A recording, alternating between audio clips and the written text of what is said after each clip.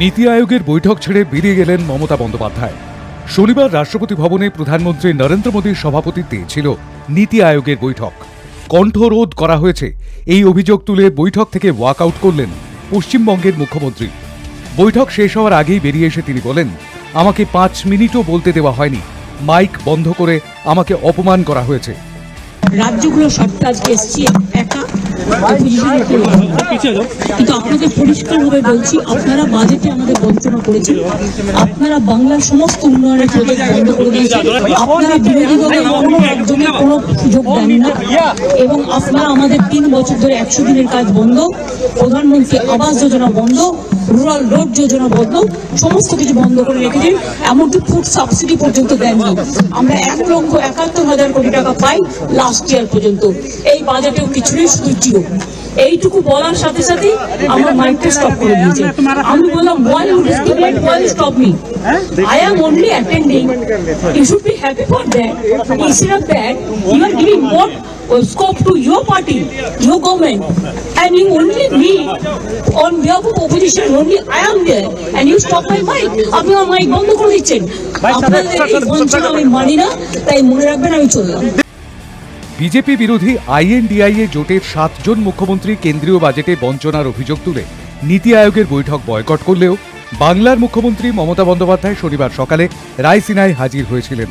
কিন্তু কিছুক্ষণের মধ্যেই বৈঠক ছেড়ে রাষ্ট্রপতি ভবনের বাইরে বেরিয়ে আসেন তিনি। অন্ধ্রপ্রদেশের মুখ্যমন্ত্রী চন্দ্রবাবু নাইডু 20 মিনিট বলার সুযোগ পেয়েছেন বলে জানান মমতা। তাঁর দাবি, অসমের মুখ্যমন্ত্রী হিমন্ত বিশ্ব শর্মা, গোয়ার মুখ্যমন্ত্রী প্রমোদ সাওয়ন্ত, ছত্তিশগড়ের মুখ্যমন্ত্রী বিষ্ণুদেব সাইও বলার যথেষ্ট সুযোগ পেয়েছেন। মমতা জানিয়েছেন, এরপরে নীতি আয়োগের আর কোনো বৈঠকে তিনি থাকবেন না। যদিও তাঁর এই দাবি মানেনি কেন্দ্রীয় সরকার। মাইক বন্ধ করার দাবির মধ্যে দিয়ে বিপথে চালিত করা হচ্ছে, এমনটাই জানালো কেন্দ্রীয় সরকার। কেন্দ্রের তরফে ওই দাবির সত্যতা যাচাই করে দেখেছে প্রেস ইনফরমেশন ব্যুরো PIB। তাদের দাবি, মমতা বৈঠকে নিজের কথা বলার সময় পেয়েছিলেন, সময় শেষ বলে ঘড়িতে দেখানো হয়েছিল, কিন্তু তাকে সতর্ক করতে কোনো ঘণ্টা পর্যন্ত বাজানো হয়নি। পাশাপাশি মমতা বন্দ্যোপাধ্যায়ের বক্তব্য উড়িয়ে দিয়েছেন কেন্দ্রীয় অর্থমন্ত্রী নির্মলা সীতারমণ। এ প্রসঙ্গে তিনি বলেন, মমতা বন্দ্যোপাধ্যায় নীতি আয়োগের বৈঠকে যোগ দিয়েছিলেন, আমরা সকলে তাঁর কথা শুনেছি। উনি সংবাদ মাধ্যমে বলেছেন ওর মাইক বন্ধ করে দেওয়া হয়েছে, সেটা সম্পূর্ণ মিথ্যা। প্রত্যেক মুখ্যমন্ত্রীকে সমান সময় দেওয়া হয়েছিল। বাংলার মুখ্যমন্ত্রী এমন অসত্য দাবি করছেন, এটা দুর্ভাগ্যজনক। ওর সত্যিটা বলা উচিত। But it's unfortunate that the Chief Minister of West Bengal, Mamata Banerjee, has claimed that as switching off her mic, which is not true. And it is unfortunate because we were quite happy that she participates in this meeting, puts forth her case, speaks for West Bengal, and as she said in the meeting, she spoke for all the opposition. But even as she was doing it, and we were hearing, as per the procedure, if she's reminded that her time is over, even with the mic on, she could have requested that she's going to continue speaking like some other chief ministers did. She could have continued speaking as long as she wanted, like some chief ministers did. But she chose to use that as an excuse so that she can get out of the meeting. And after getting out of the meeting, for her to say that the mic was switched off is just so unfortunate. I wish Mamata Banerjee would please say the truth behind this rather than again. প্রসঙ্গত, শুক্রবার দিল্লি যাওয়ার আগেই কেন্দ্রের বিরুদ্ধে বিমাতৃসুলভ আচরণের অভিযোগ তুলেছিলেন মুখ্যমন্ত্রী মমতা বন্দ্যোপাধ্যায়। তাঁর অভিযোগ ছিল, বাজেটে বাংলাকে বঞ্চনা করা হয়েছে। মুখ্যমন্ত্রী জানিয়েছিলেন, বাংলা ভাগের দাবির প্রতিবাদ জানাতেও নীতি আয়োগের বৈঠকে যোগ দেবেন তিনি। তাঁর কথায়, বৈঠকে থাকবো কিছুক্ষণ, কিছু বলতে দিলে বলবো, আর না হলে প্রতিবাদ করব, বাংলার হয়ে কথা বলবো। বাজেটেও যেভাবে বাংলা সহ অপোজিশন স্টেটগুলোকে টোটাল বঞ্চনা করা হয়েছে, বিমাতৃসুলভ আচরণ করা হয়েছে, তার জন্য আমরা এই ডিসক্রিমিনেশনটা, এই পলিটিক্যাল বায়াসনেসটা মেনে নিতে পারছি না। আমি মনে করি এই সিচুয়েশনে টু রেকর্ড আওয়ার ভয়েস, আমি জাস্ট যাচ্ছি, কিছুক্ষণ থাকবো, ভয়েস রেকর্ড করতে দিলে রেকর্ড করব, না হলে প্রতিবাদ করব, করে বেরিয়ে আসবো। বিজেপি যদিও তাঁর এই অভিযোগকে পূর্ব পরিকল্পিত বলে দাবি করেছে। শুক্রবার দিল্লি যাওয়ার আগেই তিনি এই ঘটনার ইঙ্গিত দিয়েছিলেন দাবি গেরুয়া শিবিরের। আমি বিশ্বাস করি যে ভারত সরকারের কোনো মন্ত্রক সে যত বিরোধিতাই করুক না কেন, কোনো মুখ্যমন্ত্রী কথা বলছেন তার মাইক অফ করে দেবে, এই উদ্ধত্ত কেউ দেখাবে না, এ ধরনের অসৌজন্যমূলক আচরণও কেউ করবে না, এ ধরনের অপরাধও কেউ করবে না। বিরোধী নেত্রী হিসেবেই তিনি জনপ্রিয় ছিলেন। তিনি পশ্চিমবঙ্গের রাজনীতিতে যাতে তার বিরোধিতার স্পেসটা কমে যায়, তার প্রাতিষ্ঠানিক রূপ, সীমাহীন দুর্নীতি, গোটা সমাজকে খোলা বাজার বানিয়ে দেওয়া এবং সর্বোপরি আইন শৃঙ্খলার চূড়ান্ত অবনতি, প্রতিদিন নির্মমভাবে নিরপরাধ মানুষের হত্যা যাদের দৃষ্টিকে দূরে সরানো যায় এবং সে নিয়ে যাতে আন্দোলন তৈরি বড় না হয়, তার জন্য একটা বিরোধী স্পেসটাকে দখল করবার জন্যই নিয়ে পরিকল্পিত নাটক।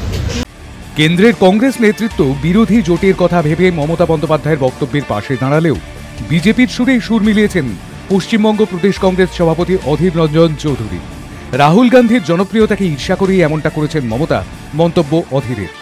চেষ্টা করছে রাহুল গান্ধীর উত্থান ঠেকানোর জন্য, উনি নিজের পাশে আরেকটা চেষ্টা করছেন যে আমি যা বলি দেখো বিরোধীরা তা শুনে চলে, সেটা দিয়ে চেষ্টা করছেন, পারছেন না।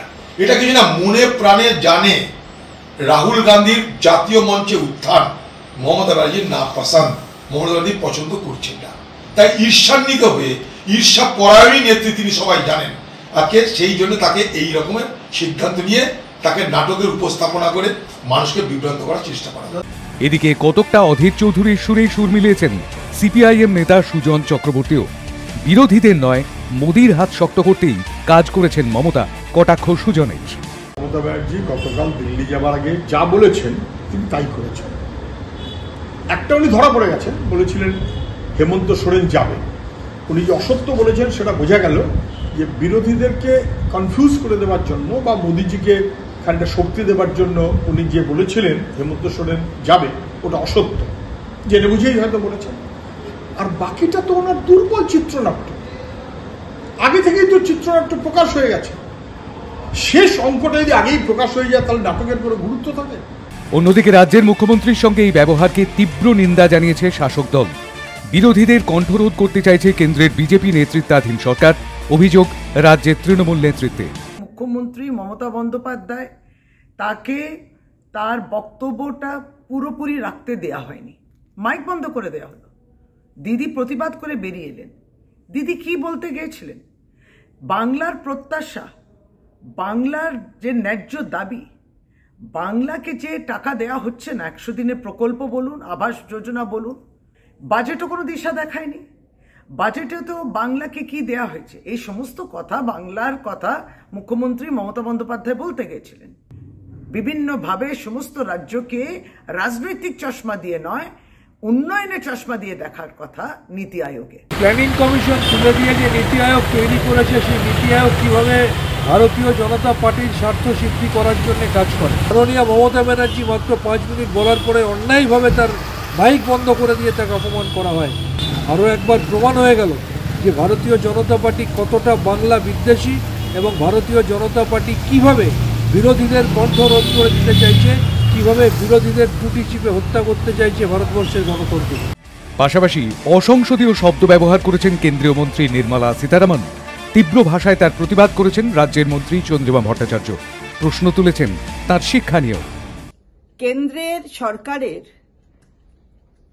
অর্থমন্ত্রী নির্মলা সীতারমন তিনি অসংসদীয় ভাষায় আমাদের মুখ্যমন্ত্রীকে আক্রমণ করলেন। তিনি বললেন আমাদের মুখ্যমন্ত্রী মিথ্যাচার করেছেন। এটা কি সংসদীয় ভাষার মধ্যে পড়ে? মুখ্যমন্ত্রীর অজুহাত খোঁজার দরকার হয় না। অজু হস্ত অর্থাৎ কেন্দ্রের সরকারের 2টো নবনিযুক্ত হস্ত হয়েছে, তারপরে কিছু যদি অজুহস্ত খুঁজতে হয় তাহলে কেন্দ্রের সরকারকেই খুঁজতে হয়। এই ব্যবহারকে আমরা ধিক্কার জানাই, এই ধরনের শব্দ ব্যবহারকে আরো ধিক্কার জানাই। উল্লেখ্য, মোদী সরকারের বিরুদ্ধে মাইক বন্ধ করার অভিযোগ এই প্রথম নয়। অতীতে সংসদে একাধিকবার তার মাইক্রোফোন বন্ধ করে দেওয়া হয়েছে বলে অভিযোগ করেছিলেন কংগ্রেস সাংসদ রাহুল গান্ধী। এবার অনুরূপ অভিযোগ করলেন মমতা বন্দ্যোপাধ্যায়ও। কেন্দ্রীয় বাজেটে রাজ্যের দাবি দেওয়া তথা বিরোধীদের কণ্ঠস্বর হয়ে কথা বলতে গিয়েই কি কণ্ঠরুদ্ধ হতে হলো বাংলার মুখ্যমন্ত্রীকে? প্রশ্নটা এখন ঘোরাফেরা করছে রাজ্য তথা জাতীয় রাজনীতির অলিন্দে। High news network.